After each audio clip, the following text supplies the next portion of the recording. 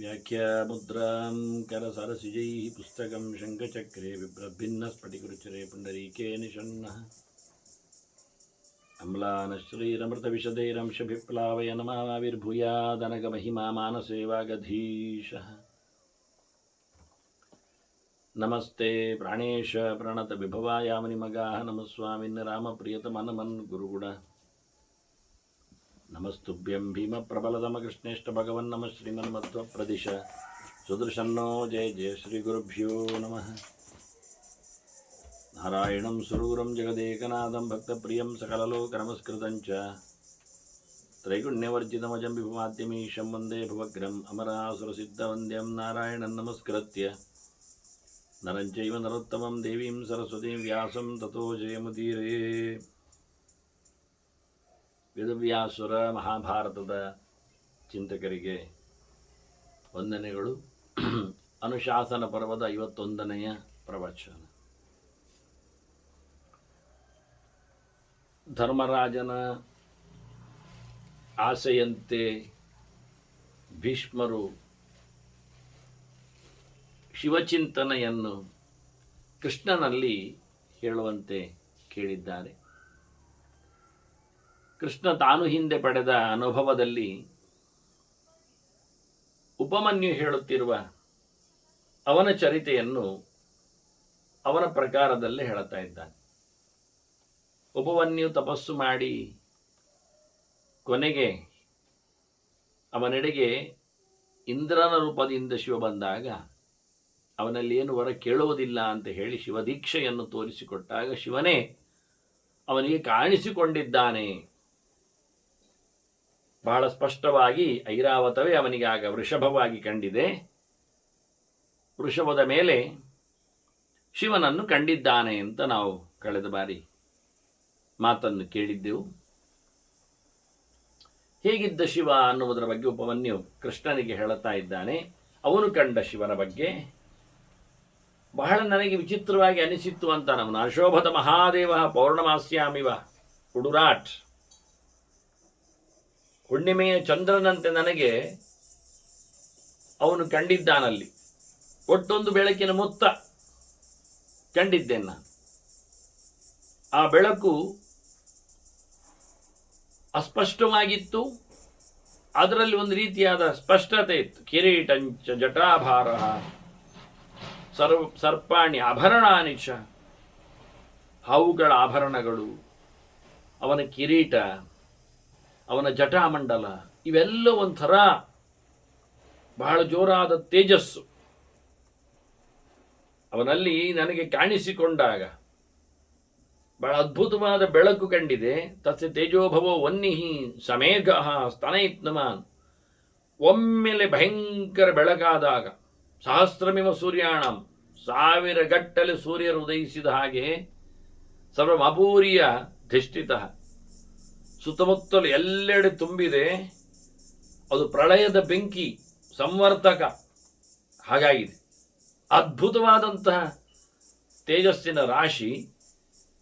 ಆ ಬೆಳಕಿಗೆ, ಆ ತೇಜಸ್ಸಿಗೆ ಮೋಡಗಳು ಹೊಡ್ಕೊಂಡ ಹಾಗೆ ಮಿಂಚಿ ಎದ್ದಂತೆ ಆಮೇಲೆ ಮಿಂಚಿದೆ. ಫಳಕ್ಕನೆ 1000 ಗಟ್ಟಲೆ ಸೂರ್ಯರ ಬೆಳಕು ಕಂಡಿದೆ. ಆ ಬೆಳಕಿನಲ್ಲಿ ಅಸ್ಪಷ್ಟವಾದ ಶಿವನ ಮೂರ್ತಿ ಇದ್ದ ಹಾಗೆ ನನಗೆ ಕಂಡಿತು. ನನ್ನ ಯೋಚನೆ ಬಂತು, ಇದು ನೋಡ್ಲಿಕ್ಕೆ ಆಗ್ತಾ ಇಲ್ಲ. ದುರ್ನಿರೀಕ್ಷ್ಯಂ, ಎಲ್ಲೆಂದರಲ್ಲಿ ನೋಡ್ಲಿಕ್ಕೆ ಆಗದಂತಹ ಬೆಳಕಿನ ರಾಶಿ ಅದು. ಏನು ನನಗೆ ಇದು ಕಾಣಲಿಕ್ಕಿಲ್ಲವೋ ಅಂತ ಅಂದಾಗ ನನ್ನ ಮೇಲಿನ ಪ್ರೀತಿಯಿಂದ ಬೆಳಕು ಶಾಂತವಾಗಿದೆ, ಕಣ್ಣಿಗೆ ಕಾಣುವಂತಾಗಿದೆ, ಹಬ್ಬವೆನಿಸಿದೆ. ಪ್ರಶಾಂತಂಚ ಕ್ಷಣೇನೈವ, ಮಿಂಚು ಹಾಗೆ ಅಲ್ವ, ಅದರಿಂದ ಕೂಡಲೇ ಆ ತೇಜಸ್ಸು ಶಾಂತವಾಗಿದೆ, ಪ್ರಶಾಂತವಾಗಿದೆ, ಕಡಿಮೆಯಾಗಿದೆ, ನೋಡ್ಲಿಕ್ಕೆ ಅನುಕೂಲ ಆಗಿದೆ. ನಾನು ಚೆನ್ನಾಗಿ ಹೀಗೆ ನೋಡಿ ಯಥಾವಶ್ಯಂ ಸ್ಥಿತಂ ಸ್ಥಾಣಂ, ಒಂದೇ ನಮನಿ ಕೂತಿರತಕ್ಕಂತಹ ಮಿಸುಕಾಡದಂತಿರುವ ಶಿವನನ್ನಲ್ಲಿ ನೋಡಿದೆ. ಆ ಬೆಳ್ಳಿ ಬೆಟ್ಟದ ಮೇಲೆ ಕೂತ, ಬೆಳ್ಳಿ ಬೆಟ್ಟದಂತಿರುವ ವೃಷಭದ ಮೇಲೆ ಕೂತ ಶಿವನನ್ನು ನಾನು ಕಂಡೆ. ಸೌರಭೇಯಗತಂ ಸೌಮ್ಯಂ, ಬಹಳ ಪ್ರಶಾಂತವಾದ ಮುಖ, ಎಲ್ಲಿ ಉಗ್ರತೆ ಕಾಣುತ್ತಾ ಇಲ್ಲ. ಅವನ ಮನಸ್ಸು ಪ್ರಸನ್ನವಾಗಿದೆ ಎಂದು ಅನಿಸ್ತದೆ. ಬಾಯಲ್ಲಿ ಅಂತ ಮಂದಹಾಸ ಮಿನುಗಿದೆ. ಪ್ರಶಾಂತ ಮನಸಂ ದೇವಂ ತ್ರಿನೇತ್ರಂ ಅಪರಾಜಿತಂ ಎಂದು ಸೋಲರೆಯದ ಶಕ್ತಿ ಅವನು.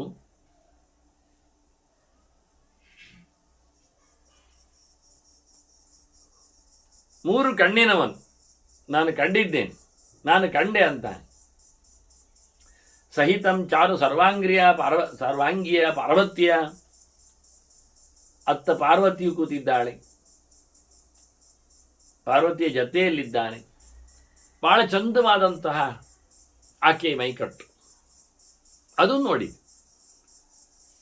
ಅಂತಹ ನೀಲಕಂಠಂ ಮಹಾತ್ಮಾನಂ ಅಸಕ್ತಂ, ಯಾವ ಲೇಪವೂ ಇಲ್ಲದೆ, ಯಾವುದರಲ್ಲಿಯೂ ಅಂಟಿಸಿಕೊಳ್ಳದೆ ನಿರ್ಲಿಪ್ತನಾಗಿ,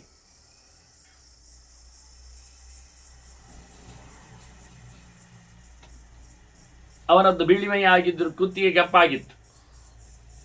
ನೀಲಕಂಠನನ್ನು ಕಂಡೆ. ದೇವರ ಎಚ್ಚರದಲ್ಲಿ ತುಂಬಿದವನನ್ನು ನಾನು ನೋಡಿದೆ. ಕೈ ಎಷ್ಟಿತ್ತು ಅಂತ ಕೇಳಿದರೆ 18 ಭುಜಂ ಸರ್ವಾಭರಣ ಭೂಷಿತಂ, 18 ತೋಳು ಅವನದ್ದು,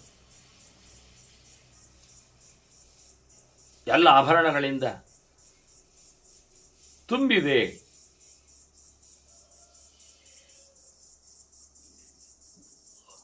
ನಾವಿತ್ತು ಕಂಡಾಗಿ ಖಾಲಿ ಶಿವ ಅಲ್ಲ ಇದು, ಸರ್ವ ಆಭರಣಗಳಿಂದ ತುಂಬಿರತಕ್ಕಂತಹ ಶಿವನನ್ನು ನೋಡಿದ್ದೇನೆ. ಶುಕ್ಲಾಂಬರಧರಂ ದೇವಂ ಶುಕ್ಲ ಮಾಲ್ಯಾನುಲೇಪನಂ, ಬೇಕಾದಂತಹ ಬಿಳಿ ಬಿಳಿಯಾದಂತಹ ಮಾಲೆ, ಅನುಲೇಪನ ಗಂಧಗಳು, ಬಟ್ಟೆ ನೋಡಿ, ಬಟ್ಟೆ ಆಗಿದ್ದಾನೆ, ಚರ್ಮ ಅಲ್ಲ. ನನಗೆ ಶಿವ ಕಂಡಾಗ ಬಿಳಿ ಬಟ್ಟೆ ತುಟ್ಟಿದ್ದಾನೆ, ಬಿಳಿ ಬಿಳಿಯಾಗಿದ್ದಾನೆ, ಬಟ್ಟೆಯೂ ಬಿಳಿಯಾಗಿದೆ ಅವನದ್ದು. ಬಹಳ ಒಳ್ಳೆಯ ಬಂಗಾರದ ಮಾಲೆ, ಅದರಲ್ಲಿ ಯಾತದು ಜಾತರೂಪಮಯೈಹಿ ಪದ್ಮೈಹಿ ಗ್ರಥಿತ ರತ್ನಭೂಷಿತ ಮಾಲೆ ಅವನದ್ದು.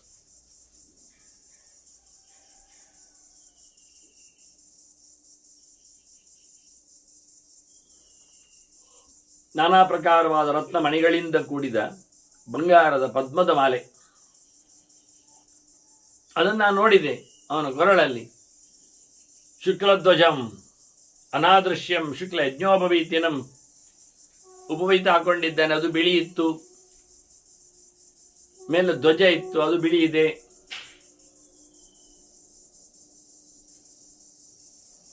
ಹೀಗೆ ಒಂದೊಂದನ್ನು ನೋಡ್ತಾ ಇದ್ದೇನೆ ನಾನು ಅವನಲ್ಲಿ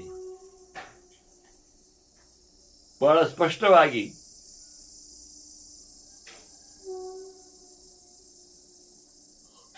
ನನಗೆ ಉಮಾಪತಿ ಕಂಡಿದ್ದಾನೆ. ಸುತ್ತಮುತ್ತಲು ಪರಿಚಾರಕರಲ್ಲಿದ್ದಾರೆ. ಗಾಯದ್ಭಿ ನೃತ್ಯಮಾನಶ್ಚ ವಾದಯದ್ಭಿಶ್ಚ ಸರ್ವಶಃ ವೃತಂ ಪಾರ್ಶ್ವ ಚರೈ ದಿವ್ಯೈ ಆತ್ಮದಲ್ಯ ಪರಾಕ್ರಮೈ. ಹಾಡುವವರಿದ್ದರು, ಕುಣಿಯುವವರಿದ್ದರು, ಬಡಿಯುವವರಿದ್ದರು, ಬಹಳ ಬಗೆಯ ಬಾಡಿಸುವ ಸಲಕರಣೆಗಳು, ಹಾಡುವ ಜನರು ಬೇರೆ. ಅದರಲ್ಲಿ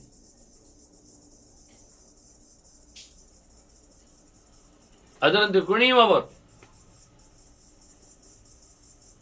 ಪ್ರಸಂಗಕ್ಕೆ ತಂಗತ್ತೆ. ಹೀಗಾಗಿ 3 ಪ್ರಕಾರದ ವೇದಗಳು, ಸಂಗೀತ ತ್ರಯ ಮುಚ್ಚದೆ ಅಂತಾರಲ್ಲ, ನಿತ್ಯಂ ಗೀತಂಚ ವಾದ್ಯಂಚ ಅಂತ. ಆತ್ಮತುಲ್ಯ ಪರಾಕ್ರಮ, ಅದು ಹೇಗೆ ಹಾಗೆ ಇದ್ದಾರೆ, ಶಿವನಾಗೆ ಕಾಣ್ತಾರೆ ಅವರು. ಅದೇ ರೀತಿಯಾದ ವೇಷ, ಭಾಷೆ, ಪರಾಕ್ರಮ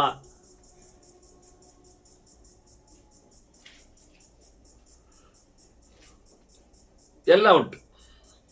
ಶಿವನ ಪರಿಚಾರಕರೆಲ್ಲ ಸೇರಿಕೊಂಡು ಅನೇಕ ಹಾಡುಗಳಿಂದ, ವಾದ್ಯ ವಿಶೇಷಗಳಿಂದ ಕುಣಿಯುತ್ತಾ ಶಿವನ ಒಡ್ಡೋಲಗವನ್ನು ಮಾಡಿಸ್ತಾ ಇದ್ದಾರೆ. ಇವನದ್ದು ಬಾಲೆಯನ್ನು ಮುಕುಡಂ ಪಾಂಡುಂ ಶರತ್ಚಂದ್ರ ವಿಮೋದಿತಂ.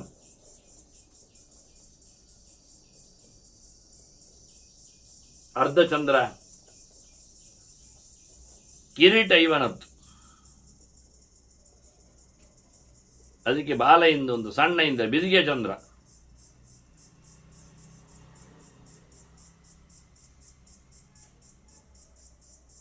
ಚಂದ್ರನ ಕಿರೀಟದಲ್ಲಿ ಶೋಭಿಸತಕ್ಕಂಥ ಇವನು ಬಿಳಿವೇರೆ ಇದ್ದಾನೆ. ಬಿಳಿಯಾದ ಚಂದ್ರಖಂಡ ಅದು. ಈಗ ತಾನೇ ಉದಯಿಸುವ ಚಂದ್ರನಂತೆ ಕಾಣ್ತಾ ಇದ್ದಾನೆ. 3 ಕಣ್ಣುಗಳಿದ್ದವು ಇವನಲ್ಲಿ. ತ್ರಿವಿರ್ ನೇತ್ರೈ ಕೃತೋದ್ಯೋತಂ ತ್ರಿಭಿ ಸೂರ್ಯೈರಿವ ಉದಿತೈ.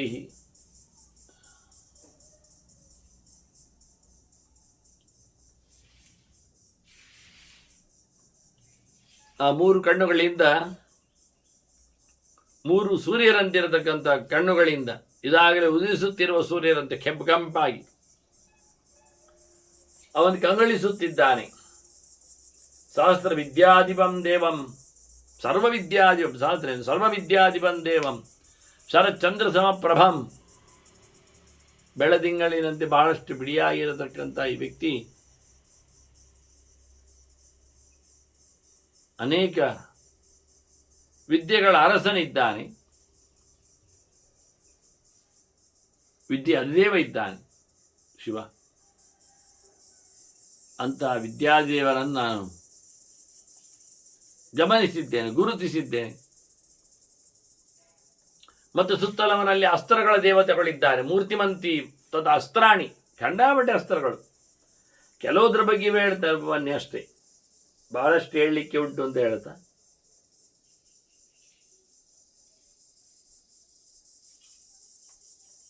ಇವರ ಪಕ್ಕದಲ್ಲಿ ಅನೇಕ ಅಸ್ತ್ರಗಳು, ಆಯುಧಗಳು ಎಲ್ಲ ಕೂತಿವೆ, ಬಂದಿವೆ. ಅವೆಲ್ಲ ವೇಷ ಹಾಕಿ ಬಂದಿವೆ. ಅಂದ್ರೆ ಅದರ ಅಭಿಮಾನಿ ದೇವತೆಗಳೇ ಕಾಣ್ತಾ ಇದ್ದಾರೆ.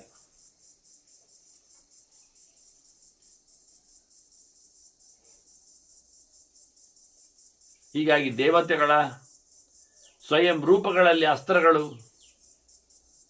ಅವನ ಸೇವೆ ಮಾಡುವ ಮೂಲಕ ಪರಿಚಾರಕರಾಗಿ ಸುತ್ತುವರಿದು ನಿಂತಿದ್ದಾರೆ.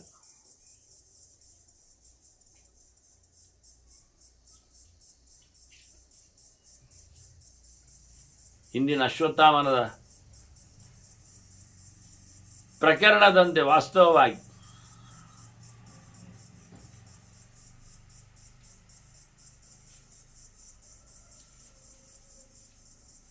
ಹಿಂದೆ ಒಮ್ಮೆ ಅಸ್ತ್ರದೇವತೆಗಳ ಬಗ್ಗೆ ಮಾತಾಡುವಾಗ ಹೇಳಿದ್ರು, ಅವರ ತಲೆಗಳಲ್ಲಿ ಅಂತಹ ಒಂದು ವಿಭಿನ್ನವಾದ ಆಕಾರಗಳನ್ನು ಹೊತ್ತಿರುತ್ತಾರೆ ಅಂತ.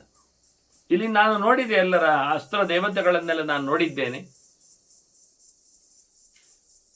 ಮಧ್ಯದಲ್ಲಿ ಪಿನಾಕ ಅಂದುಂಟಲ್ಲ, ಅವನ ಧನುಸ್ಸು,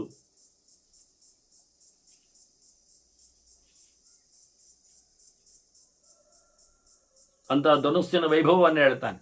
ಹೀಗೆ ಅನೇಕ ಆಯುಧಗಳ ಬಗ್ಗೆ ಹೇಳುತ್ತೇನೆ ಹೇಳಿ, ಕೆಲವು ಆಯುಧಗಳ ಬಗ್ಗೆ ಹೇಳಿ ಶಿವನದ್ದು, ಉಳಿದದ್ದು ಹೀಗೆ ಅಂತ ಅವರು ಬಿಟ್ಟುಕೊಟ್ಟಿದ್ದಾರೆ. ಆದ್ದರಿಂದ ಅನೇಕ ಕಡೆಯಲ್ಲಿ ಬಂದಿರತಕ್ಕಂತಹ ಶಿವನ ಆಯುಧಗಳ ರೂಪಗಳನ್ನು ನಿರ್ಣಯ ಮಾಡಬೇಕು, ಚಿಂತನೆ ಮಾಡಲಿಕ್ಕೆ. ಭಗವಂತನ ಚಕ್ರ ಶಂಖಾದಿಗಳ ಬಗ್ಗೆ ಕತ್ತಿಯು ಸಹ ಅವನ ಕೈಯಲ್ಲಿತ್ತು. ಅದರ ಬಗ್ಗೆ ಪುರಾಣಗಳು ಎಲ್ಲೆಲ್ಲಿ ಏನು ಹೇಳಿವೆ ಅಂತ ನೋಡಿ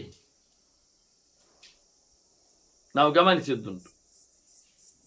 ಅದನ್ನು ಸಂಧ್ಯಾ ಸಮೀಕ್ಷೆಯಲ್ಲಿ ಕೊಟ್ಟಿದ್ದೇನೆ ಬೇರೆ ಭಗವಂತನ ಬಗ್ಗೆ ಆದಾಗ. ಹಾಗೆ ಇಲ್ಲಿ ಶಿವನ ಬಗ್ಗೆ ಆಯುಧ ದೇವತೆಗಳೆಲ್ಲ ಸ್ವಯಂ ಕಾಣುವ ಹಾಗೆ, ವೇಷ ಹಾಕುವ ಹಾಗೆ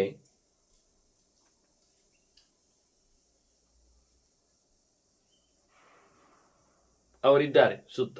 ನಾನು ನೋಡಿದೆ ಅವರನ್ನು. ಅದರಂತೆ ಅವನ ಕೈಯಲ್ಲಿ ಪಿನಾಕ ಇತ್ತಲ್ಲ,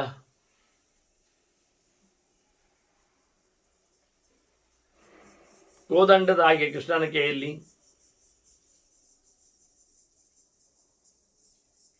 ಪಿನಾಕ, ಅದು ಶಿವನದ್ದು. ಹಾಗಾಗಿ ಇಲ್ಲಿ ಶಿವನನ್ನು ನೋಡಿದಾಗ ಅವ ಪಿನಾಕವನ್ನು ಕಂಡಿದ್ದಾನೆ. ಪಿನಾಕದ ಬಗ್ಗೆ ಹೇಳುತ್ತಾನವನು, ಇಂದ್ರಾಯುಧ ಸಹಸ್ರಾಭಂ ಅಂತ. 1000 ವಜ್ರಾಯುಧದಂತೆ ಹೊಳೆ ಹೊತ್ತಿತ್ತದು, ಧನುಸ್ಸದು.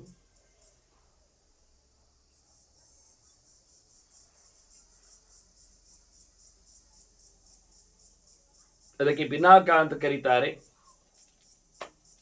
ಅದು ಹಾವೇ ಪಿನಾಕ. ಸಪ್ತಶೀರ್ಷ ಮಹಾಕಾಯ ತಿಷ್ಠದಮಿಶ್ರ ವಿಶ್ವಲ್ಬಣ. ಪಿನಾಕ ಅಂದರೆ ಹಾವೇ ಆಗಿದೆ. 7 ಹೆಡೆಯ ಹಾವು, ಬಹಳ ದೊಡ್ಡ ಮೈ ಅದರದ್ದು.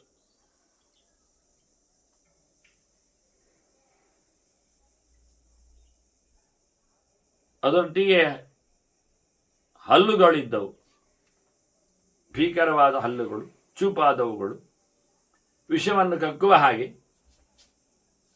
ಅದು ಜ್ಯಾವೇಷ್ಟಿದ ಮಹಾಗ್ರೀವ. ಅದರ ಕುತ್ತಿಗೆ ಹಗ್ಗ ಕಟ್ಟುವಲ್ಲಿತ್ತು, ಸಿಕ್ಕಿ ಹಾಕಿಕೊಂಡು.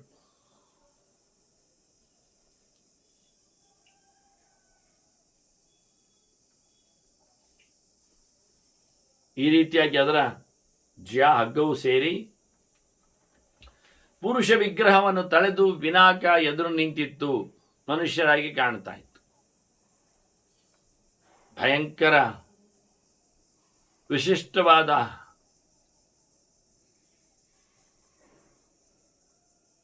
ಆಯುಧವೆನಿಸಿಕೊಂಡಿದೆ ಅದು ವಾಸ್ತವವಾಗಿ. ಜಾವೇಷ್ಟಿದ ಗ್ರೀವ ಸ್ಥಿತ ಪುರುಷ ವಿಗ್ರಹ. ಇನ್ನು ಅದಕ್ಕೆ ಸಂಬಂಧಪಟ್ಟಂತೆ ನೋಡೋದಾದ್ರೆ ಬಾಣ,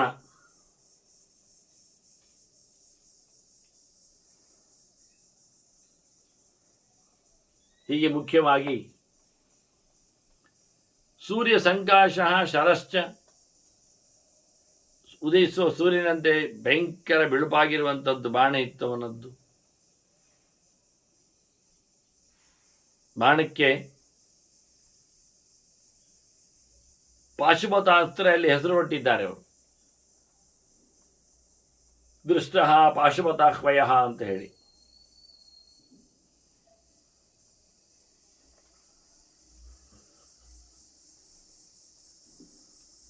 ಅದರ ಮನುಷ್ಯನ ಆಕಾರದ ಬಗ್ಗೆ ಹೇಳುವುದಾದ್ರೆ ಬಹಳ ಕಷ್ಟ ಉಂಟು ಅರ್ಥ ಮಾಡಿಕೊಳ್ಳಿಕ್ಕೆ. ಸಹಸ್ರಭುಜ ಜಿಹ್ವಾಶ್ಚ,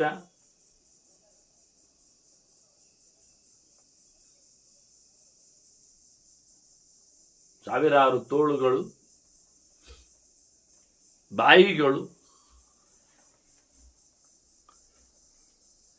ಭಯಂಕರವಾದಂತಹ ಹೆದರಿಕೆಯನ್ನು ಹುಟ್ಟಿಸುವಂಥ ಭೀಷಣ ನಾಗವಿಗ್ರಹ ಹಾವಿನ ಹಾಗೆ ತಯಾರಾಗಿದೆ.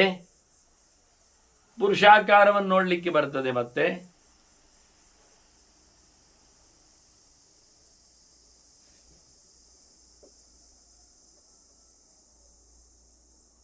ಸಾವಿರ ತಲೆ ಮಾತ್ರ ಹೇಳುವುದಿಲ್ಲ ಇಲ್ಲಿ ಹೇಳುವಾಗ. ಸಾವಿರಾರು ಇತರ ಇಂದ್ರಿಯಗಳನ್ನು ಇಲ್ಲಿ ಗಮನಿಸ್ತಾರೆ, ಗುರುತಿಸ್ತಾರೆ. ಸಹಸ್ರ ಭುಜ ಇಕ್ವಾಸಿಯ ಹೇಳುವ ಮೂಲಕ ಮೂರನ್ನು ಗುರುತಿಸಿದ್ರೆ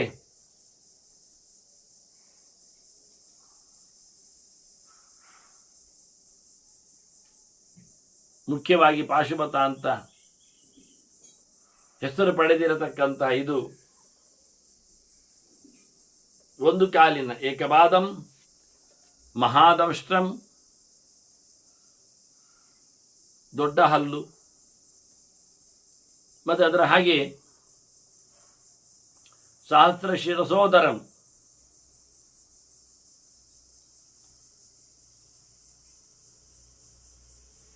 ಸಾವಿರಾರು ತಲೆ ಕುತ್ತಿಗೆಗಳಿಂದ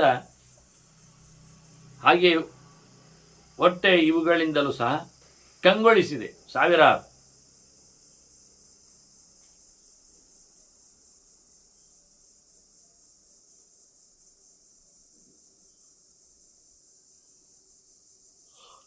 ಇದರಲ್ಲಿ ಎಲ್ಲರದ್ದು ತೇಜಸ್ಸು ಸೇರಿದೆ. ನಮ್ಮ ನಾರಾಯಣಾಚ್ಚ ಇಂದ್ರಾತ್ ಆಗ್ನೇಯಾತ್ ವಾರುಣಾದಪಿ ಹೇಳಿಕೊಂಡು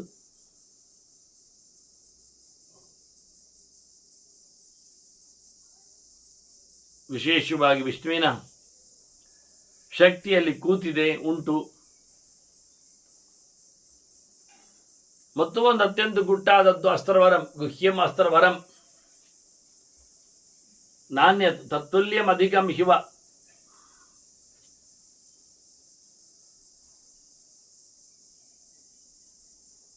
ಅದಕ್ಕೆ ಸಮನಾದದ್ದು, ಅದಕ್ಕಿಂತ ಮೀರುವಂಥದ್ದು ಎನ್ನುವುದೊಂದು ಲೋಕದಲ್ಲಿ ಇಲ್ಲ. ಅಂಥದ್ದೊಂದು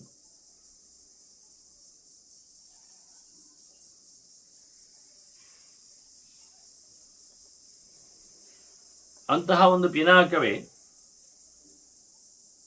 ಎಲ್ಲರ ತೇಜಸ್ಸಿನಿಂದ ಅಪ್ಯಾಯಮಾನವಾದಿ ಅಸಾಧಾರಣವಾದ ಆಯುಧವಾಗಿ ಮೆರೆದಿದೆ, ಹೇಳಲ್ಪಟ್ಟಿದೆ ಇಲ್ಲಿ ವಾಸ್ತವವಾಗಿ. ಮಖಿ ಇನ್ನೊಂದು ಗುಟ್ಟಿನಲ್ಲಿ ಅಸ್ತ್ರವರ ಇರುವುದು ಗುಹ್ಯಂ ಅಸ್ತ್ರವರಂ ನಾಣ್ಯತ್ ತತ್ತುಲ್ಯಂ ಅಧಿಕಂಬಿವ ಅಂತ ಹೇಳುವಾಗ ಯಥ ಶೂಲಮಿತಿ ಖ್ಯಾತ, ಅದನ್ನು ನಾವು ಶೂಲ ಅಂತ ಹೇಳುತ್ತೆ.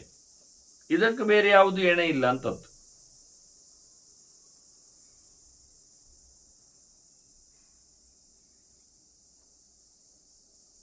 ಬಹಳ ವಿಶಿಷ್ಟವಾದಂತಹ ಅವನ ಆಯುಧ ಅದು. ಸರ್ವಲೋಕೇಶು ಬಹಳ ತೀಕ್ಷ್ಣವಾದಂತಹ, ಅಂದರೆ ಅತ್ಯಂತ ಹರಿತವಾದ ಅದರ ತುದಿ. ಅದು ಎಂಥದ್ದು ಮಾಡಿ ಆತು, ಎಂಥದ್ದನ್ನು ಸೀಳ್ತದೆ. ದಾರಿಗೆ ದ್ಯಾಂ ಮಹಿಂಚೈವ, ಅದು ನೆಲ ಮುಗಿಲನ್ನೆಲ್ಲ ಸೀಳಿ ಹಾಕಿತು.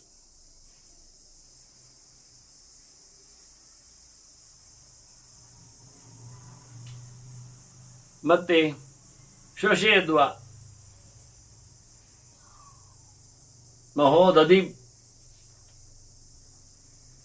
ದೊಡ್ಡ ನೀರಿನ ಸಮುದ್ರವನ್ನೇ ಬೇಕಾದದು ಒಣಗಿಸಿ ಬಿಡ್ತದೆ, ಅಷ್ಟು ಜೋರಿನ ಪ್ರತಾಪ ಅದರಲ್ಲಿ.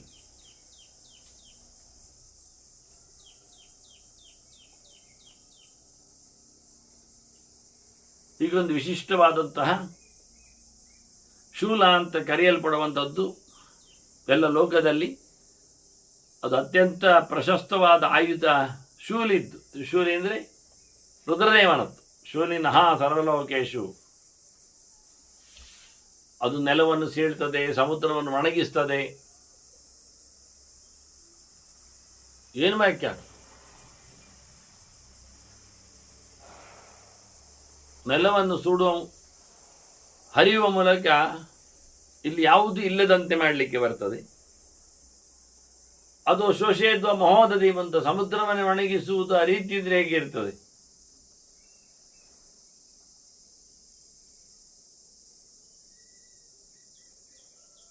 ಈ ರೀತಿಯಾಗಿ ಅತ್ಯಂತ ಪ್ರಶಸ್ತವಾದದ್ದು, ಕಪ್ಪು ಬಣ್ಣದ್ದು. ಅದು ಸಮ್ಮರೇವ ಜಗತ್ ಕೃಷ್ಣಂ, ಇಡೀ ಲೋಕವನ್ನೇ ಕಬಳಿಸಿತು. ಯಾಕೆ ಸಂಹಾರ ತತ್ವನ ಕೈಯಲ್ಲಿ ಇರಲಿಕ್ಕೆ ಹೋಗಿ ಅದು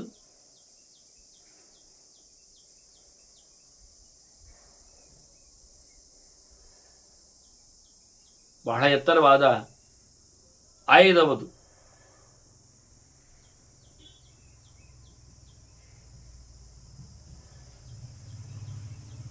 ರುದ್ರ ಬಿಟ್ಟರೆ ಇನ್ಯಾರಿಗೂ ಅದನ್ನು ಬಿಡಲಿಕ್ಕೆ ಉಪಯೋಗಿಸಲಿಕ್ಕೆ ಆಗದೇ ಇರುವಂತೆ ಅತ್ಯಂತ ಪ್ರಶಸ್ತವಾದದ್ದು. ಒಮ್ಮೆ ಶಿವ ಅದನ್ನು ಉಪಯೋಗಿಸಿಕೊಂಡ ಅಂತಾದರೆ ಲೋಕವೇ ಕಬಳಿಸಿ ಹೋದಿತು.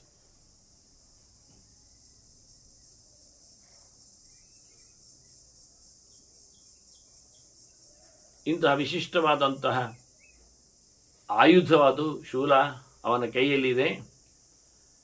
ಅದನ್ನು ಮಾಂಧಾತೃವಿಗೆ ಆತ ಉಪಯೋಗಿಸಿದ್ದ. ಮಾಂಧಾತೃ ಅದರಿಂದ ಸತ್ತಿದ್ದ ಅಂತ ಹೇಳ್ತಾರೆ. ಅದು ಮತ್ತೆ ನೋಡ್ಲಿಕ್ಕೆ ಹೋದ್ರೆ ಸರ್ಪಹಸ್ತವ ನಿರ್ದೇಶ್ಯಂ ಅಂತಾರೆ. ಹಾವು ಕೈಯಷ್ಟು ಉದ್ದದ್ದು ಅಂತ ಪ್ರಮಾಣ ಅಳತೆ ಹೇಳುವಂಥದ್ದು. ಸರ್ಪಕ್ಕೆ 8 ಅಂತ ಸಂಖ್ಯೆ. ಹಸ್ತ ಅಂದರೆ ನಾವು ಪ್ರಾದೇಶ ಹಸ್ತ ಪುರುಷಮಾನ.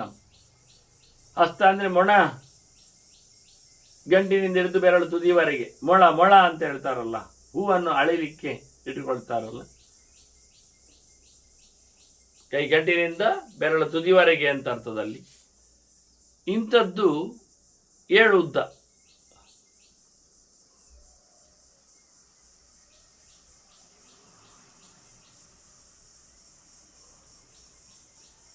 ಅಷ್ಟುದ್ದನೆಯ 7 ಮೊಳದ, ಅಂದರೆ ಮನುಷ್ಯ ಸುಮಾರು 4 ಮೊಳ ಇರುತ್ತಾನೆ ಅವನವನ ಕೈಯಲ್ಲಿ ಅಂತೆ.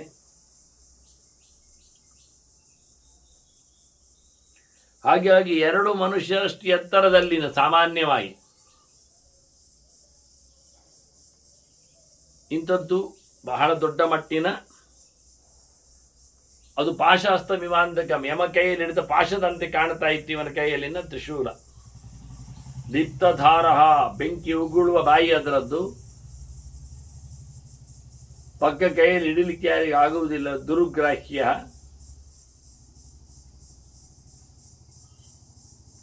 ಅಷ್ಟೇ ಅಲ್ಲದೆ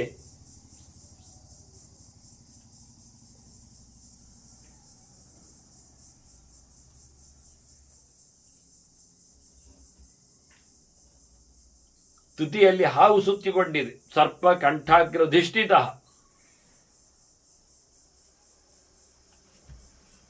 ಅತ್ಯಂತ ಭಯಾನಕವಾದ ಮೋರೆಯಲ್ಲಿ ಸುರೌದ್ರಾಸ್ಯ.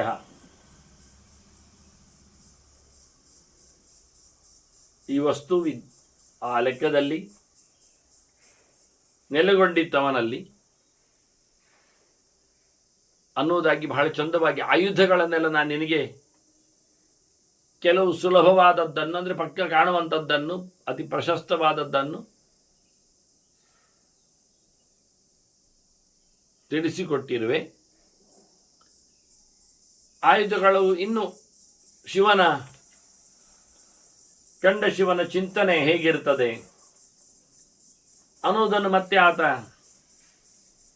ಶ್ರುತಪಡಿಸ್ತಾನೆ. ಉಪಮನ್ಯು ಕಂಡ ಹಾಗೆ ನಾವು ಸ್ವಲ್ಪ ಮಟ್ಟಿನಲ್ಲಿ ಶಿವನನ್ನು ಇವತ್ತು ಅವ ನೋಡಿದ ಹಾಗೆ ಶಿವನನ್ನು ಪಾರ್ವತಿಯ ಜೊತೆಯಲ್ಲಿ ಅವನ ಆಯುಧಗಳ ವಿನ್ಯಾಸದಲ್ಲಿ ಮೂರ್ತಿವಂತರಾಗಿ ಆಯುಧ ದೇವತೆಗಳು ಸುತ್ತುವರಿದಿದ್ದಾರೆ ಕಂಡಿದ್ದೇವೆ. ಇನ್ನು ಮಾಮೂಲಿ ಎಂದಿನಂತೆ ಶಿವನ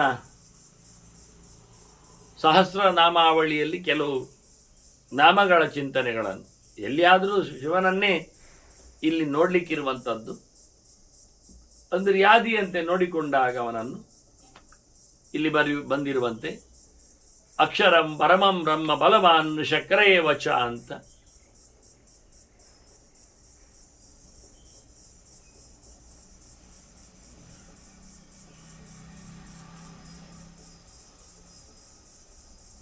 ಶ್ರೀವಂತ ಶಬ್ದ ಹೇಳಿದಾಗೆ ಶ್ರೀ ಉಳ್ಳವನು ಅಂತ, ಅಥವಾ ಬುದ್ಧಿವಂತ ಅಂತ ಹೇಳಿದಾಗೆ ಬುದ್ಧಿ ಉಳ್ಳವನು ಅಂತ. ಇದು ಸಾಮಾನ್ಯವಾದ ಶಬ್ದ. ಇದು ಎಷ್ಟರ ಬುದ್ಧಿಯನ್ನು ನಾವು ಬುದ್ಧಿ ಅಂತ ಹೇಳೋದು, ಎಷ್ಟರ ಶ್ರೀಮಂತಿಕೆಯನ್ನು ಶ್ರೀಮಂತ ಅಂತ ಹೇಳೋದು,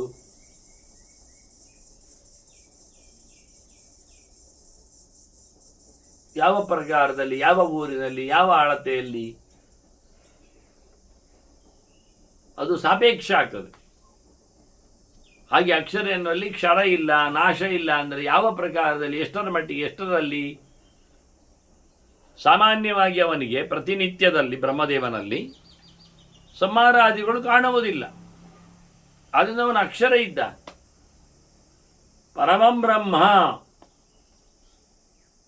ವಿಶೇಷವಾದ ಚಿಂತನೆಗೆ ಅವನು ಯೋಗ್ಯನಿದ್ದ.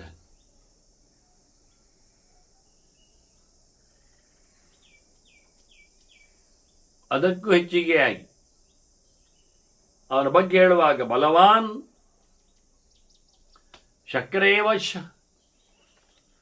ನೂರಾರು ಕ್ರತುಗಳನ್ನು ಮಾಡುವ ನೆಲೆಯಲ್ಲಿ ಶತಕ್ರತು ಅಂತ ಶಕ್ರ ಅಂತ ಇಂದ್ರ, ಆದರೆ ಇವನು ಅದಕ್ಕಿಂತ ಹೆಚ್ಚು ಮಾಡಿಕೊಂಡಿದ್ದಾನೆ. ಅದು ಇವನೇ ಶಕ್ರ. ಶಕ್ಯತ್ವಾತ್ ಎಲ್ಲರನ್ನು ಸಹ, ಅಥವಾ ಶಕೇಶು,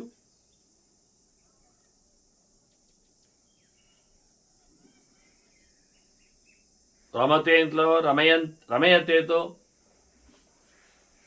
ಇಂದ್ರನಾಗಿದ್ದಿ, ಇಂದ್ರನ ಒಳಗೂ ಇದ್ದಿ ನೀನು. ಆನಂದದಿಂದ ಕೆಲಸ ಮಾಡಿದವ, ಆನಂದದಿಂದ ಲೌಕಿಕ ಆನಂದದಿಂದ ಆಟಿಸಿರ್ತಿ ನೀನು. ಪೂರ್ಣಾನಂದ ಸ್ವರೂಪನಾದ ಭಗವಂತನಲ್ಲಿ ನೀನು ರತನಿದ್ದಿ, ಅವನಲ್ಲಿ ಕರ್ಮವನ್ನು ಮಾಡುವವನಿದ್ದಿ. ನಿತ್ಯ ನಿರಂತರ ಕರ್ಮ ಪ್ರಪಂಚದಲ್ಲಿ ತೊಡಗಿದವನು ನೀನಿದ್ದಿ. ಸುಖಸ್ವರೂಪವಾಗಿ, ಸುಖಾತ್ಮಕವಾಗಿ, ಸುಲಭ ಸಾಧ್ಯವಾಗಿ ದೇವರ ಸೇವೆ ಮಾಡ್ತಾ ಇರುವೆ.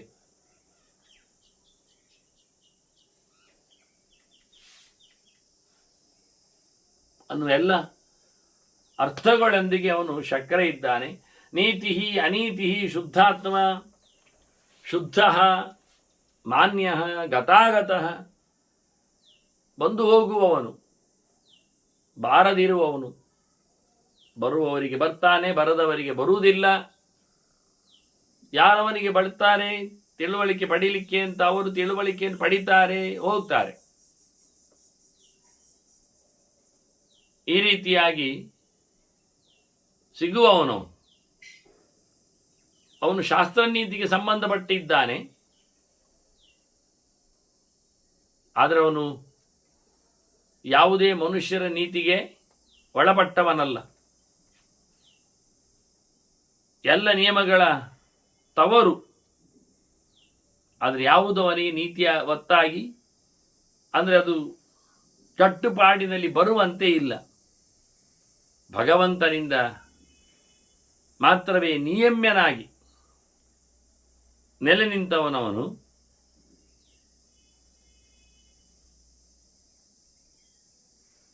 ಅಂತಹ ಮುಖ್ಯವಾದ ಶಿವನ ಅತ್ಯಂತ ಶುದ್ಧ ಸ್ವರೂಪನು, ಯಾವುದೇ ಕಾರಣಕ್ಕೂ ಮೈಲಿಗೆ ಆಗದವನು, ಮೈಲಿಗೆ ಇಲ್ಲದವನು, ನಿರಂತರವಾಗಿ ದೇವರ ಪಾದೋತಕವನ್ನು ತಲೆಯಲ್ಲಿ ಹೊತ್ತು ನಿಂತವನು, ದೇವರ ನಾಮಸ್ಮರಣೆಗೆ ನಿರಂತರವಾಗಿ ತನ್ನನ್ನು ಆನಿಸಿಕೊಂಡವನು. ವಾಸ್ತವವಾಗಿ ಶುದ್ಧ ಮಾನ್ಯ ಪರಿಶುದ್ಧ ಸ್ವರೂಪನು, ಎಲ್ಲರಿಂದಲೂ ಗೌರವಕ್ಕೆ ಅರ್ಹನಿದ್ದಾನೆ. ಅಂದ ಶಿವನು ಬಹು ಪ್ರಸಾದ ಸುಸ್ವಪ್ನ ದರ್ಪಣೋತ್ಥ ಅಮಿತ್ರಜಿತ್. ಬೇಗನೆ ಪ್ರಸನ್ನನಾಗುವವನು, ಬಹಳಷ್ಟು ಪ್ರಸಾದವನ್ನು ಅನುಗ್ರಹವನ್ನು ಮಾಡುವವನು ಕ್ಷಿಪ್ರಪ್ರಸಾದನಿದ್ದಾಗಿ. ಇನ್ನೊಂದು ಮಂತ್ರ ಇವನಿಗೆ ಬಹುಪ್ರಸಾದ ಅಂತ, ಭಾಗವತ ಕ್ಷಿಪ್ರಪ್ರಸಾದ ಅಂತ ಇವನನ್ನು ಕರೆದಿದೆ. ಹಾಗೆ ಇವನು ಬಹಳಷ್ಟು ಪ್ರಸಾದವನ್ನು ಅನುಗ್ರಹವನ್ನು ಜನರಿಗೆ ಮಾಡುವವನಿದ್ದಾನೆ. ಒಳ್ಳೆಯ ಸ್ವಪ್ನವನ್ನು ಕಾಣಿಸುವವನು, ಅದರಂತೆ ಇವನ ಆದರ್ಶನು ದರ್ಪಣನು.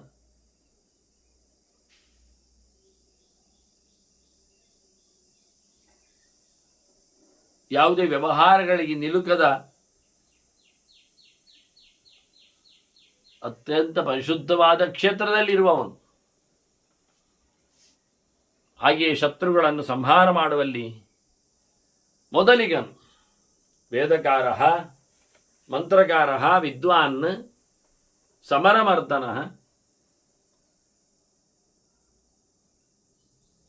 ಭಗವಂತನ ಬಗ್ಗೆ ತಿಳಿಸಿಕೊಡುವವನು, ಅದಕ್ಕೆ ಮಾಧ್ಯಮವಾದ ವೇದವನ್ನು ಮಂತ್ರಗಳನ್ನು ಕಂಡವನು, ಹೇಳುವವನು,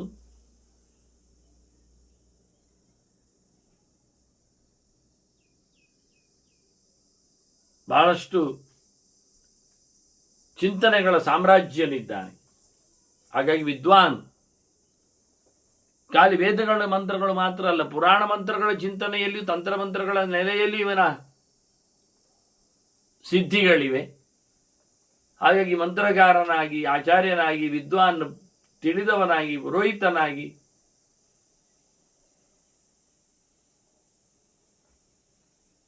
ಅವನು ಎಲ್ಲೆಡೆ ದೇವತೆಗಳ ಸೇವೆಯನ್ನು ಕೈಗೊಮ್ಮವನಾಗಿದ್ದಾನೆ. ಇರಲಿಕ್ಕೂ ಕಾರಣವಾದದ್ದು ಅವನ ಪ್ರಕಾರದಲ್ಲಿ. ಇಂಥವನು ಸಮರಮರ್ದನ. ನಮ್ಮ ಸಮರಗಳು ವೈದಿಕವಾದ ಸಮರ, ಅದೂ ಆದ ವಿವಾದಗಳು ಅಷ್ಟೇ ಅಲ್ಲದೆ ಯುದ್ಧದಲ್ಲಿಯೂ ಎಷ್ಟೋ ಜನರಿಗೆ ಆಯುಧಗಳನ್ನೆಲ್ಲ ನೀಡಿದವ. ಅರ್ಜುನನಿಗೇನೆ ಪಾಶುಪತಾಸ್ತ್ರ ಅವನ ತಪಸ್ಸಿಗಾಗಿ. ಅಂತ ಅಮನಮರ್ತನನು ಮಹಾಮೇಘ ನಿವಾಸೀಚ, ಅವನಿಗೆ ಜೀಮೂತ ವಾಹನ ಅಂತ ಹೆಸರಲ್ವ. ಮೋಡದಲ್ಲಿರುವವನು, ಮೇಘದ ಮೇಲೆ ನಿಂತವನು ಮಹಾಮೇಘ ನಿವಾಸಿ. ಮಹಾಘೋರ ವಶೀಕರ, ಎಲ್ಲರನ್ನು ತನ್ನೆಡೆಗೆ ವಶ ಮಾಡಿಕೊಳ್ಳುವವನು. ಅಂದರೆ ಅವನು ಮನೋಭಿಮಾನಿ. ಆದ್ದರಿಂದ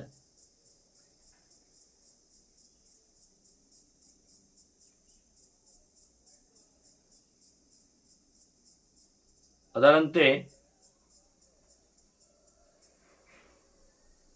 ಬಹಳ ದೊಡ್ಡ ಮಟ್ಟಿನ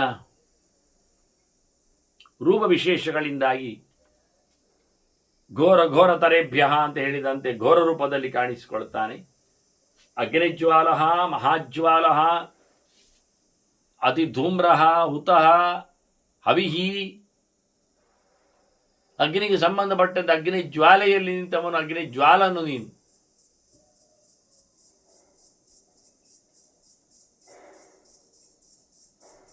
ಉರಿಯುತ್ತಿರುವ ಬೆಂಕಿಯು ನೀನು ಅಂತ ಹೇಳಿಕೊಟ್ಟ ಹಾಗೆ ಅದರ ಉರಿ, ತೇಜಸ್ಸು ಇವೆಲ್ಲ ನಿನ್ನ ಶಕ್ತಿಗಳು ಎನ್ನುವ ನೆಲೆಯಲ್ಲಿ ಅಗ್ನಿಜ್ವಾಲ, ಅಗ್ನಿಯ ಜ್ವಾಲೆಯಲ್ಲಿ ಫ್ಲೈಯರ್ಸ್, ಅದರಲ್ಲಿ ನಿಲುಕುವವನು, ನಿಲುಗಡೆಯನ್ನು ಪಡೆದವನು.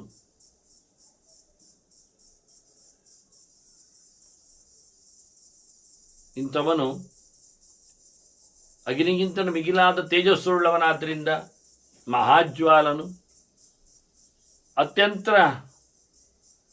ಧೂಮ್ರವರ್ಣದವನು, ಬಹಳಷ್ಟು ಬಣ್ಣಗಳಿಂದ ಕಾಣಲಿಕ್ಕೆ ಸಿಗುವುದರಿಂದ ಆತ ಹೊಗೆಯ ಬಣ್ಣದಲ್ಲಿದ್ದಾನೆ, ಆಹುತಿ ದ್ರವ್ಯದಲ್ಲಿದ್ದಾನೆ, ಆಹುತಿ ಕೊಡುವವರಲ್ಲಿದ್ದಾನೆ, ಆಹುತಿ ಸ್ವೀಕಾರ ಮಾಡುವಲ್ಲಿದ್ದಾನೆ.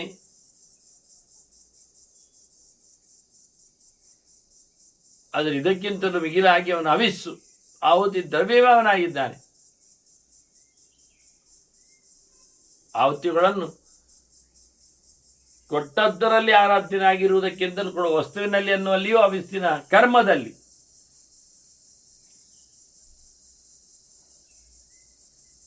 ಹಾಗೆಯೇ ವೃಷಣಃ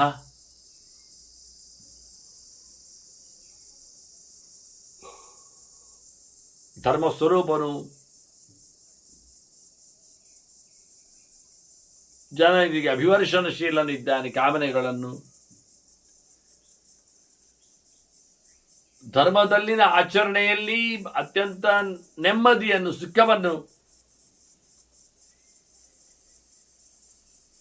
ಪಡೆಯುವವನು.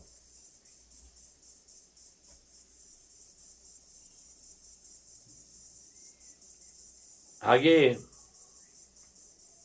ಶಂಕರ ನಿತ್ಯಂ ವರ್ಚಸ್ವಿ ಧೂಮಕೇತನ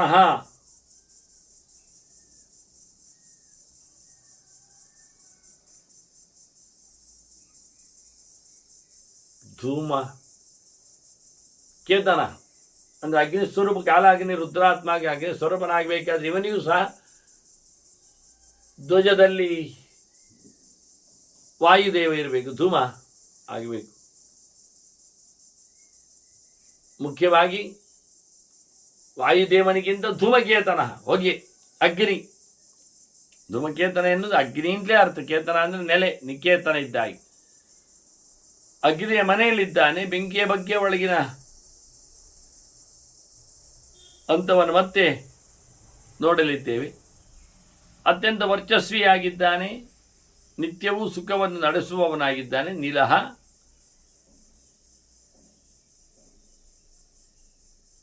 ನೀಲಕಂಠಶ್ಚ, ನೀಲನಿದ್ದಾನೆ. ತಥಾ ಅಂಗಲುಬ್ಧಶ್ಚ ಶೋಭನಃ, ತನ್ನ ದೇಹದ ಮೇಲೆ ಅತ್ಯಂತ ಆಸೆ ಆಕಾಂಕ್ಷೆ ಉಳ್ಳವನಾಗಿದ್ದಾನೆ.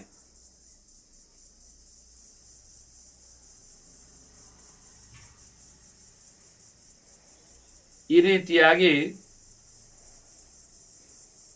ಶಿವನ ಚಿಂತನೆಯನ್ನು ನಡೆಸುವಲ್ಲಿ ನಿರವಗ್ರಹ ಶೋಭನಃ, ಯಾವುದರಲ್ಲಿಯೂ ಸೇರ್ಪಡೆ ಇಲ್ಲದವನಾಗಿ, ಸೇರಿಸಲು ಸೋರಿಸಲು ಬರುವಂತೆ ಇಲ್ಲದವನಾಗಿ ಪ್ರಶಸ್ತನಾಗಿದ್ದಾನೆ.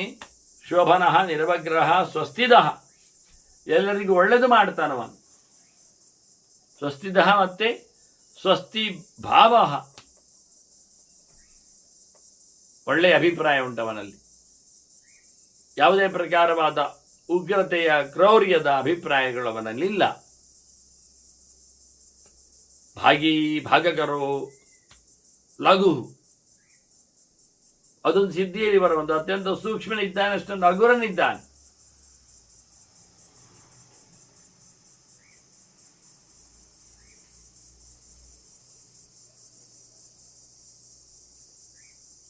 ಚಂಚಲವಾದ ಮನಸ್ಸಿನ ಅಭಿಮಾನಿಯಾಗಿ ಸ್ಥಿರನಿದ್ದಾನೆ. ಆದರೂ ವಿಭಾಗಗಳನ್ನು ಮಾಡುತ್ತಾನೆ, ಅದಕ್ಕೆ ಅನುಗುಣವಾಗಿ ತಾನು ತನ್ನ ಪಾತ್ರವನ್ನು ವಹಿಸಿಕೊಳ್ಳುತ್ತಾನೆ.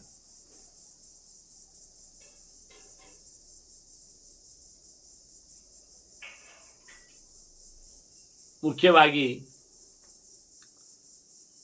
ಅವನ ಸ್ವರೂಪದ ಬಗ್ಗೆ ಕೆಲವು ನಾಮಗಳನ್ನು ಹೇಳುವಾಗ ಉತ್ಸಂಗಶ್ಚ ಮಹಾಂಗಶ್ಚ ಮಹಾಗರ್ಭಪರಾಯಣ, ದೀರ್ಘಕಾಲದ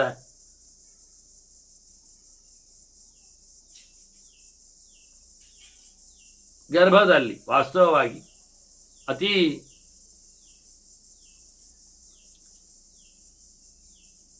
ಎಲ್ಲರ ಸಂಗತಿಯನ್ನು ಸಂಬಂಧವನ್ನು ಮನಸ್ಸಭಿಮಾನಿಯಾಗಿ ಗಟ್ಟಿ ಮಾಡಿಕೊಂಡವ, ಬಹಳ ದೊಡ್ಡದಾದ ದೇಹವನ್ನು ಪಡೆದು ನಿಂತವ, ಇಡೀ ಬ್ರಹ್ಮಾಂಡ ಗರ್ಭದಲ್ಲಿ ಶ್ರೇಷ್ಠನೆನಿಸಿಕೊಂಡಿದ್ದಾನೆ. ಅಲ್ಲಿ ಭಗವಂತನಲ್ಲಿ ಯಾರಿದ್ದಾನೆ, ಮಹಾಗರ್ಭ ಪರನು, ಅವನಲ್ಲಿ ವಿಶೇಷವಾದ ಸೇವೆಯಲ್ಲಿ ನಿಂತಿದ್ದಾನೆ. ನಾರಾಯಣನ ಸೇವೆಯಲ್ಲಿ, ಬ್ರಹ್ಮದೇವನ ಸೇವೆಯಲ್ಲಿ ಮಹಾಗರ್ಭ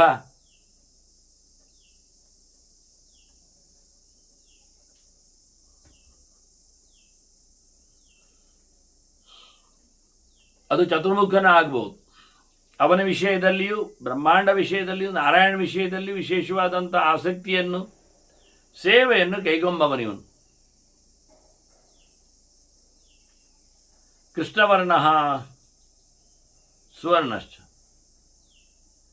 ಕಪ್ಪು ಇದ್ದಾನೆ, ಚಂದೂ ಇದ್ದಾನೆ, ಬಂಗಾರದಲ್ಲಿ ನೆಲೆಗೊಂಡಿದ್ದಾನೆ.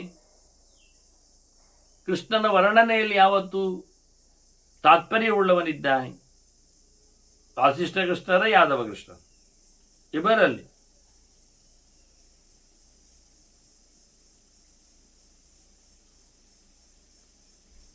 ಅದಂತೆ ಸರ್ವದೇಹಿನಾಮ ಇಂದ್ರಿಯಂ, ಎಲ್ಲ ದೇಹಿಗಳ ಇಂದ್ರಿಯ ಸ್ಥಾನದಲ್ಲಿ ಹೃದಿಂದ್ರಿಯಾಣ್ಯ ಸರಿಯೋಮ ಅಂತ ಹೇಳಿಕೊಂಡು 11 ಸ್ಥಾನಗಳು ರುದ್ರನ ಹೇಳುವಲ್ಲಿ ಎಲ್ಲರ ಇಂದ್ರಿಯಗಳು ಅವನಲ್ಲಿ. ಪ್ರಧಾನವಾದ ಇಂದ್ರಿಯ ಮನಸ್ಸಿಟ್ಕೊಳ್ಳಿ.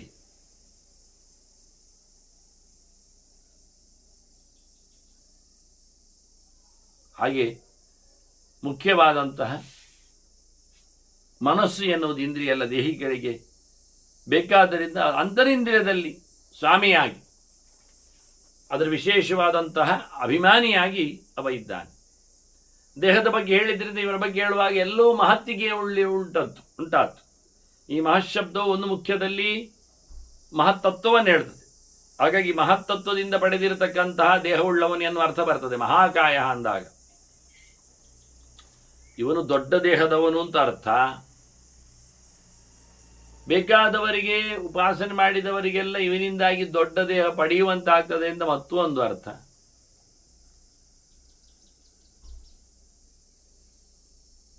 ಅಷ್ಟೇ, ಚತುರ್ಮುಖನಿಂದಲೂ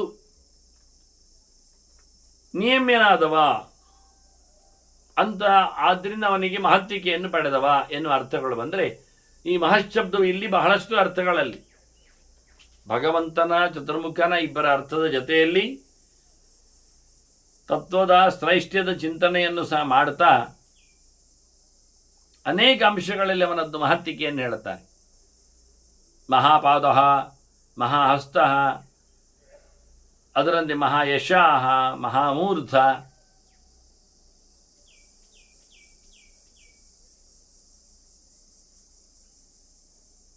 ಅತ್ಯಂತ ಪೂಜ್ಯವಾದ, ಪವಿತ್ರವಾದ, ಬಹಳ ದೊಡ್ಡ ಮಟ್ಟಿನ ಮಹತ್ತತ್ವಕ್ಕೆ ಅನುಗುಣವಾಗಿರತಕ್ಕಂತಹ ದೇಹದ ಧರ್ಮದಲ್ಲಿ ಬಂದಿರತಕ್ಕಂತಹ ಕಾಲು, ಅದರೊಟ್ಟಿಗೆ ಕೈ, ಮಹಾಹಸ್ತ, ಕೈಕಾಲುಗಳನ್ನು ಮೊದಲು ಹೇಳಿ ಮತ್ತು ಇಡೀ ದೇಹವನ್ನು ತಿಳಿಸಿದ ಮಹಾಕಾಯ, ಮಹಾಯಶಾಹ, ಬೇರೆ ಕಡೆಗೆ ಬಹಳಷ್ಟು ಕೀರ್ತಿಯನ್ನು ಪಡೆದವನು, ಉತ್ತಮ ಮಟ್ಟದ ಕೀರ್ತಿಯನ್ನು ಹೊಂದಲು ಸಹಾಯ ಆಗಿದೆ. ಆದ್ದರಿಂದ ಮಹಾಯಶಸೇ ನಮಃ, ಮಹಾಮೂರ್ಧ್ನೇ ನಮಃ, ಹೀಗೆ ನಾಮಾವಳಿಯಲ್ಲಿ ಮಹಾಮೂರ್ಧ, ಮಹತ್ತಿಗೆಯನ್ನು ಪಡೆದ ಮೂರ್ಧ ತಲೆ, ಅದರಲ್ಲಿ ಭಗವಂತನನ್ನು ಹೊತ್ತು ನಿಂತಿದ್ದಾನೆ ಎನ್ನುವುದರಿಂದ ಮಹತ್ವಕ್ಕೆ. ಚತುರ್ಮುಖನ ವಿಜ್ಞಾನಮಯ ಕೋಶಕ್ಕೆ ಕಾರಣನಾಗಿ ಅಲ್ಲಿನ ಚಿಂತನೆಯನ್ನು ಪಡೆಯುವುದರಿಂದಲೂ ಅವನ ಶಿಷ್ಯನಾಗಿ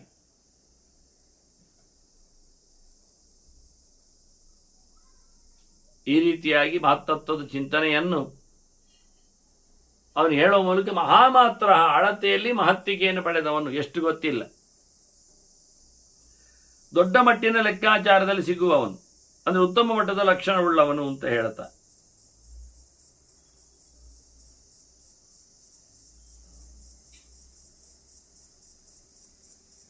ಮಹಾಮಾತ್ರನಾಗಿ ಮಹಾನೇತ್ರ ಕಣ್ಣು ಅವನದ್ದು ಮಹತ್ವವನ್ನು ಪಡೆದಿದೆ. ಮಹಾಕರ್ಣ ಕಣ್ಣು ಮಾತ್ರ ಅಲ್ಲ ಕಿವಿಯೂ ಸಹ. ಮಹಾಓಷ್ಠ ಮಹೋಷ್ಠಾಯ ನಮಃ ತುಟಿ ಇವೆಲ್ಲ ದೊಡ್ಡದಾಗಬೇಕಾದ್ರೆ ಗಾತ್ರದಲ್ಲಿ ಮಾತ್ರ ಅಲ್ಲ ಗುಣವಂತಿಕೆಯಲ್ಲಿ ದೊಡ್ಡದಾಗಬೇಕಾದ್ರೆ ಸೇವೆಯನ್ನು ಭಗವಂತನಿಗೆ ಮಾಡ್ತಾ ಇರಬೇಕಾಗ್ತದೆ. ನಾಲಿಗೆಯಲ್ಲಿ ಭಗವಂತ ನಾಮಸ್ಮರಣೆ, ಕೃತಿಯಲ್ಲಿ ದೇವರಿಷ್ಟ ಆಗುವ ಕೃತಿಗಳನ್ನು ನಡೆಸುವ ವ್ಯವಸ್ಥೆ, ಇವೆಲ್ಲ. ಮತ್ತಿನ್ನು ಮಹತ್ತಿಗೆ ಬಗ್ಗೆ ಚಿಂತನೆ ಕೊಡೋದಾದ್ರೆ ಮಹಾಹನು ಕೆನ್ನೆ ದೊಡ್ಡದಿದೆ ಅಂತ ನೋಡಿ. ಇವನು ಸಹ ಹನುಮಂತ ಆಗ್ಬಹುದು. ಸುಂದರವಾದ ಕೆನ್ನೆ. ಅದರಂತೆ ಮಹಾವಕ್ಷ ಮಹೋರಸ್ಕ ಎದೆ ಮೇಲಕ್ಕೆ ಮತ್ತೆ ಕೆಳಕ್ಕೆ ಎರಡು ಪ್ರಕಾರಗಳು. ಹೊಟ್ಟೆಯನ್ನು ಏಳಿಯಾಗಿದೆ ಮಹೋದರ ಹೇಳಲಿಲ್ಲ, ಹೊಟ್ಟೆ ದೊಡ್ಡದಿಲ್ಲ ಅವನ. ವಿಶಾಲವಾದ ಎದೆ, ವಿಶಾಲವಾದ ಹೃದಯ. ಮಹಾಮಾಯ ಬಹಳ ದೊಡ್ಡ ಮಟ್ಟಿನ ಜ್ಞಾನವುಳ್ಳವನಿದ್ದಾನೆ. ಅದರಂತೆ ಮಹಾದಂತಹ ಮಹಾದಂಷ್ಟ್ರ, ಹಲ್ಲು ದೊಡ್ಡದುಂಟು, ಅಲ್ಲಿನ ಪಕ್ಕದಲ್ಲಿ ಕೋರೆ ದಾಡಿ ಉಂಟವನಲ್ಲಿ, ಅಂತವನು. ದೊಡ್ಡ ನಾಲಿಗೆಯವನು. ಮಹಾಜಿಹ್ವಾಯ ನಮಃ ಅಂತ. ಮಹಾಜಿಹ್ವ ಮತ್ತೆ ಮಹಾಮುಖ, ಮೋರೆಯೂ ದೊಡ್ಡ ಸೈಜು. ಉಗುರುಗಳು ಸಹ ಮಹಾನಖ, ಪ್ರಶಸ್ತವಾದ ದಪ್ಪನೆಯ ದೊಡ್ಡದಾದ ಉಗುರುಗಳುಳ್ಳವನಾಗಿದ್ದಾನೆ. ಮಹಾರೋಮ, ರೋಮದಲ್ಲಿಯೂ ದೊಡ್ಡ ರೋಮವುಳ್ಳವನು. ಅಲ್ಪರೋಮ, ಸಣ್ಣ ರೋಮ, ಅನೇಕ ರೋಮಗಳ ಲಕ್ಷಣಗಳಲ್ಲಿ ದೇಹವನ್ನು ಚಿಂತನೆ ಮಾಡಲಿಕ್ಕೆ ಬರ್ತದೆ.